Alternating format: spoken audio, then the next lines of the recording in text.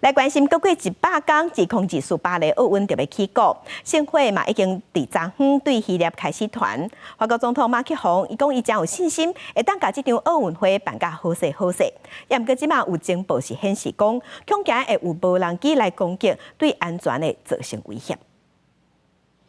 奥运盛会按照古早传统，利用太阳光伫雅典卫星点导，搁伫希腊展开11天团队，有600名团队者野火马驶5000公里，经过41个城市，27样3位备轮船经过地中海前往法国。Because the ship is from 1896, the same age as Olympic Games, so it's gonna impact the world about the history of the France, the link between Greece and France, and for the ecologic way of transport about such an event like Olympic Flame.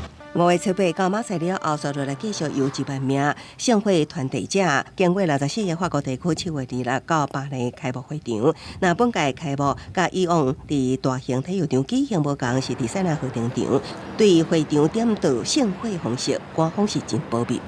Et donc, un cessez-le-feu humanitaire.